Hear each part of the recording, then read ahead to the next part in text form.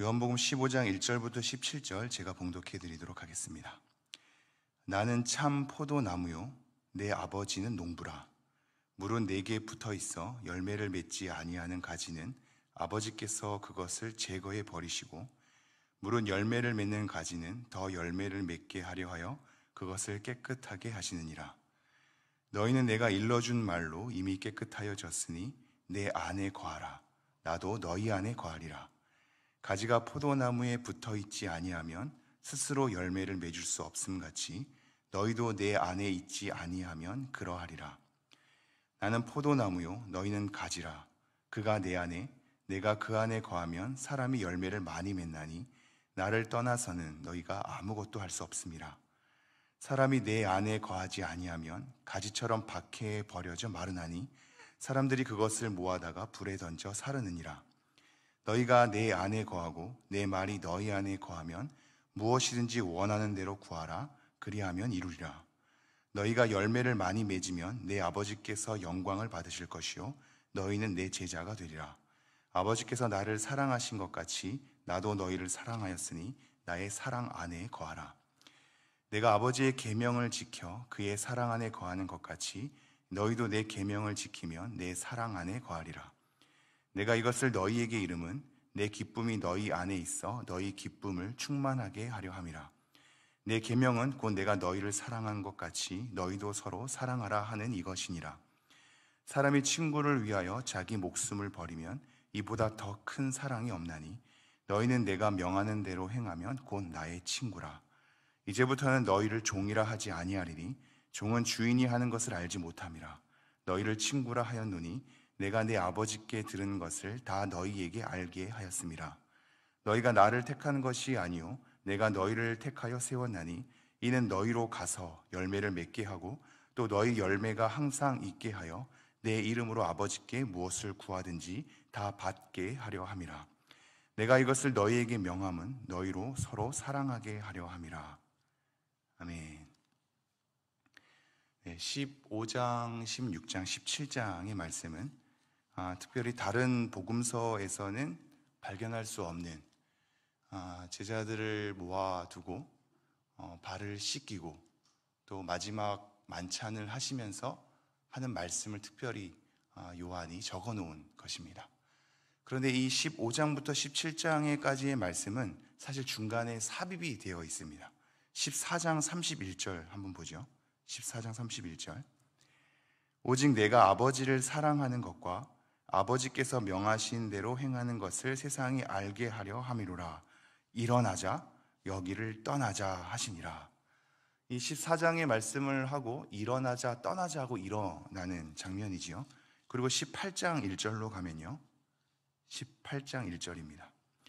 예수께서 이 말씀을 하시고 제자들과 함께 기드론 시내 건너편으로 나가시니 그곳에 동산이 있는데 제자들과 함께 들어가시니라. 이렇게 연결이 되죠. 우리가 함께 일어나자 가자 하시고 18장 1절에 일어나서 가는 장면입니다. 그러므로 15장부터 17장까지는 사실 최후의 만찬 때 했던 말씀을 특별히 요한이 덧붙여서 여러 하셨던 말씀들을 우리에게 알려주고 있는 겁니다.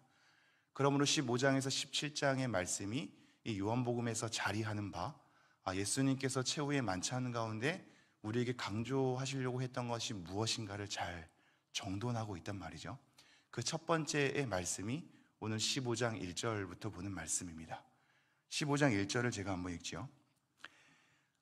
나는 참 포도나무요 내 아버지는 농부라. 이 비유부터 시작하고 있습니다. 이미 성도님들도 아시다시피 요한복음은 나는 무엇이다 라고 예수님의 정체성, 예수님이 어떤 분인지를 여러 비유로 설명하고 있습니다. 그 중에 15장에 등장하는 비유는 참 포도나무라고 얘기하고 있단 말이죠. 이것은 배경이 좀 필요한데요, 이것은 시편 80편 말씀을 가지고 오신 겁니다. 참된 포도나무, 진정한 포도나무에 이스라엘 백성들이 곁들여서 열매를 맺을 것이라는 이 진정한 포도나무를 기다렸던 이스라엘 백성들의 이 역사가 있거든요. 그래서 그냥 포도나무가 아니라 내가 진짜 진정한 포도나무다라는 것을 예수님께서 구약의 배경 속에서 우리에게 말씀하고 있는 겁니다. 나는 참 포도나무요 내 아버지는 농부라. 하나님께서 농부로서 그것을 바꾸고 계시고, 예수님께서 그냥 포도나무가 아니라 진정한 포도나무로서 구약적인 배경 가운데 고대하고 있었던 메시아임을 얘기하고 있습니다. 그러면서 2절, 물은 내게 붙어 있어 열매를 맺지 아니하는 가지는 아버지께서 그것을 제거해 버리시고, 물은 열매를 맺는 가지는 더 열매를 맺게 하려 하여 그것을 깨끗하게 하시느니라. 여기서 붙어 있다라는 말은 안에 거하다라는 말입니다. 오늘 본문 말씀에서 가장 많이 등장하는 구절인데요, 내 안에 거하라입니다. 이 참 포도나무 안에 거하면, 그것을 붙어 있다라는 표현을 썼지만 원래는 그 나무 안에 거하면 열매를 많이 맺는다라는 겁니다. 그렇게 열매를 맺지 못하는 가지, 즉 안에 거하지 않는 가지는 나중에 버려져 불태워지는 가지이고, 정말로 참 포도나무에 붙어 있는 가지는 열매를 더 많이 맺는단 말이죠. 그런데 왜 열매를 많이 맺냐면 하나님께서, 즉 농부이신 하나님께서 그것을 깨끗하게 하기 때문입니다. 그럼 우리는 하나의 연결점을 발견하게 되죠. 깨끗하게 하는 것과 열매를 맺는 것은 연결되어 있다는 사실입니다. 그리고 가장 중요한 것은 예수님 안에 거해야만 열매를 맺는다는 사실이죠. 그럼 이렇게 정리할 수 있겠습니다. 예수님 안에 거하고 우리가 하나님 앞에 거룩한 삶으로 부르심을 받을 때 열매가 더 많이 맺어지는 것으로 연결되어 있다는 사실입니다. 가장 중요한 건 예수님 안에 거하는 것이요, 그것과 더불어서 우리의 거룩한 생활이요, 그 결과가 열매를 더 많이 맺게 된다는 사실이죠. 그래서 3절, 너희는 내가 일러준 말로 이미 깨끗하여졌으니, 이미 말씀으로 깨끗하여졌다고 얘기합니다. 그럼 여기서 또 하나의 연결점이 발견되죠. 도대체 예수님 안에 거한다는 것은 무엇인가? 우리가 그것이 추상적이어서 늘 궁금증이 있지 않습니까? 근데 이미 14장에서도 살펴보았다시피 안에 거한다는 것은 물리적으로 우리가 들어간다는 것이 아니라고 말씀드렸습니다. 이것은 친밀한, 그리고 신비한 연합이란 말입니다. 좀 더 예수님이랑 가깝게 예수님의 말씀이 우리 안에 들어와서 우리가 예수님을 경외하고 사모하고 예수님을 따르고 더욱더 의지하게 되는 이 친밀한 관계, 이 관계의 누림이란 말입니다. 우리가 뭔가 그 안에 들어가는 것이 아니죠. 자꾸 그런 식으로 생각하니까 우리 안에 성령님이라고 얘기할 때 우리 안에 무언가 어느 자리하고 있어서 우리가 그것을 느껴야만 하는 것으로 생각합니다. 하지만 성령님은 진리의 영이시죠. 성령님을 정말 느끼고 싶다는 그 감정을 누리려면 하나님의 말씀으로 충만해야 합니다. 말씀과 진리의 영이신 성령은 뗄 수 없는 관계이기 때문입니다. 마찬가지로 예수님과 성령님도 뗄 수 없는 관계로 계신다면 예수님과 말씀 또한 뗄 수 없는 관계로 있는 겁니다. 그러니 말씀으로 이미 깨끗하여졌다라는 것과 내가 너를 깨끗하게 해서 열매를 더 많이 맺게 할 것이다 라는 것이 우리에게 연결되고 있는 것이요. 다시 쉽게 말한다면 예수님 안에 거한다는 것은 예수님의 말씀으로 충만해지는 것과 연결되어 있다는 사실입니다. 그러면 4절 이렇게 보죠. 4절, 내 안에 거하라 나도 너희 안에 거하리라. 가지가 포도나무에 붙어 있지 아니하면 스스로 열매를 맺을 수 없음 같이 너희도 내 안에 있지 아니하면 그러하리라. 오늘 말씀의 핵심입니다. 예수님 안에 거하라고 얘기하고 있습니다.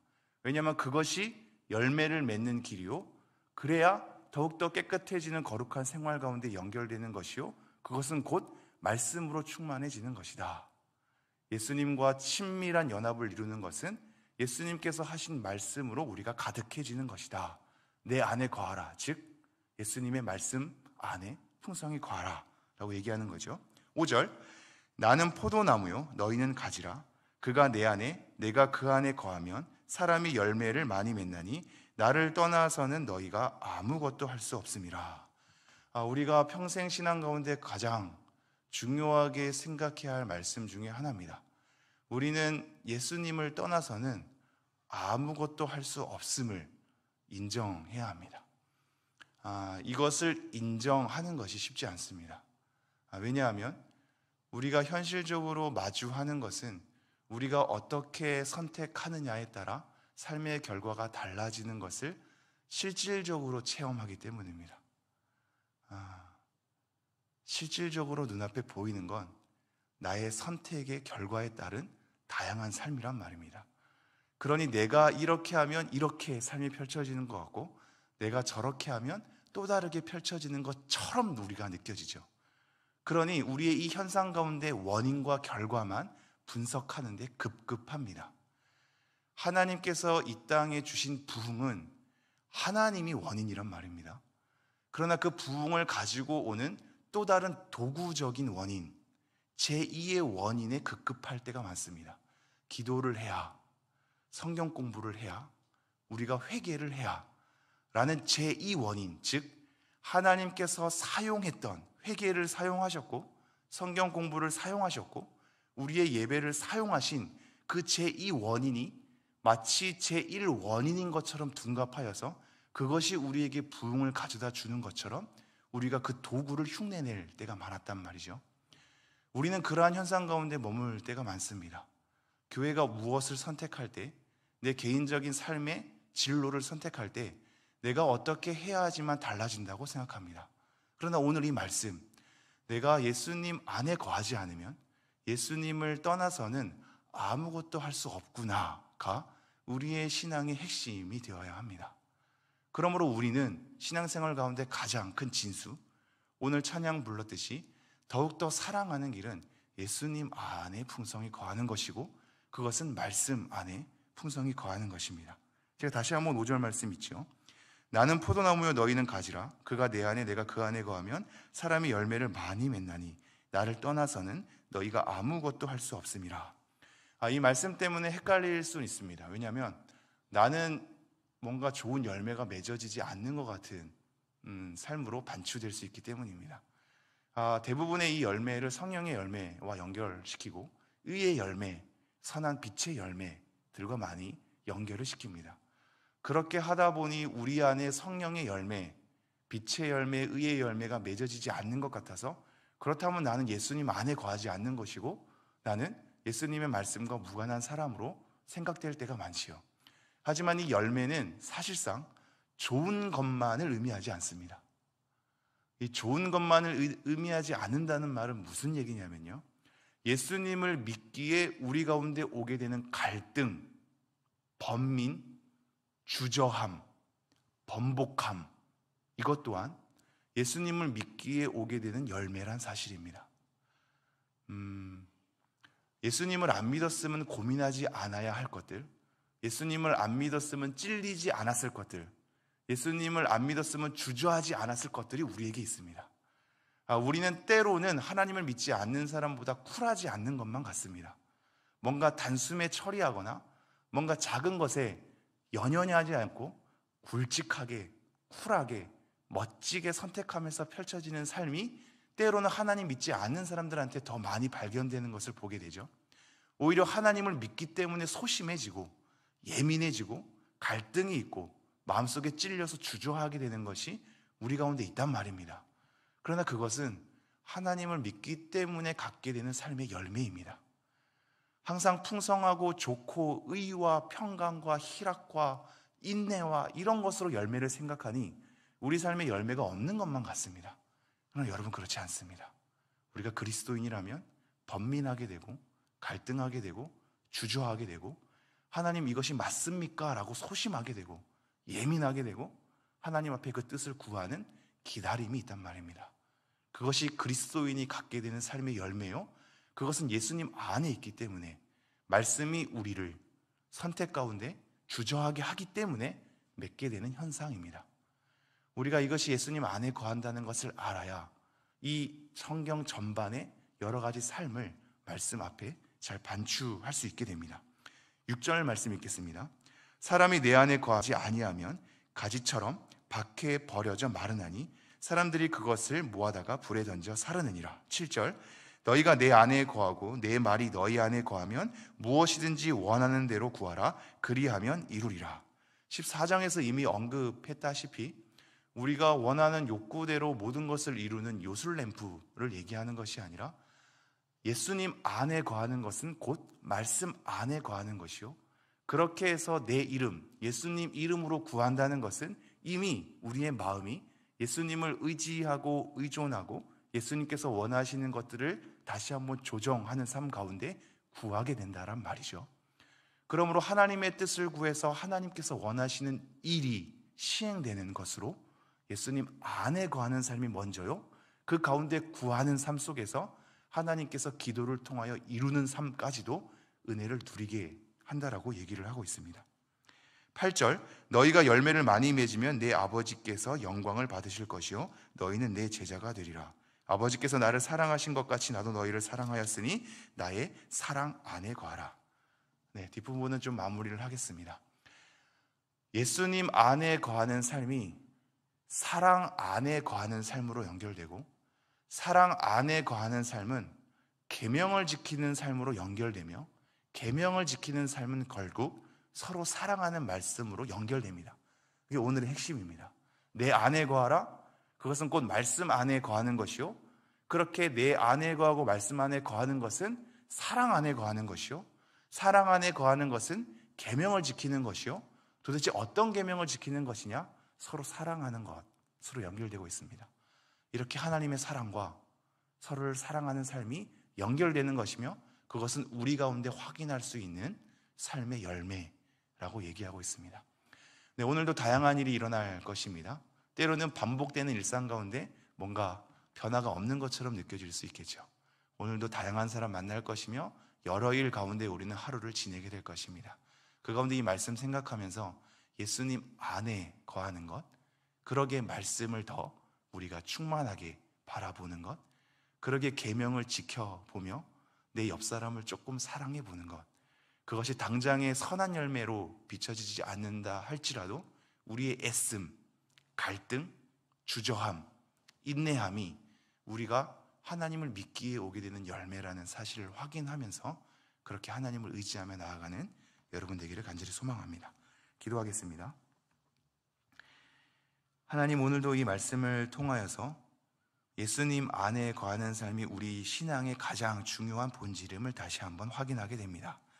하나님, 그러기에 하나님 말씀을 더욱더 우리가 잘 묵상하고 그 가운데 그 계명을 지키는 삶과 서로 사랑하는 삶까지 연결되어 있음을 다시 한번 확인하오는데, 오늘도 우리의 각각의 삶의 자리가 예배의 자리가 되게 하시며 순종의 자리가 되게 하시며 예수님을 바라보는 자리가 되게 하시며 그 말씀으로 우리를 충만하게 하는 자리가 될 수 있도록 우리에게 은혜와 자비를 허락하여 주시옵소서. 오늘도 성도님들 하루를 시작하고 여러 사람들 만날 것입니다. 우리가 이 하루를 가장 가치 있게 소중하게 하나님을 사랑하며 사람들을 사랑하는 삶으로 잘 살아낼 수 있도록 우리를 은혜 가운데 충만하게 하여 주시옵소서. 이 모든 말씀 우리 주 예수 그리스도 이름으로 기도합니다. 아멘.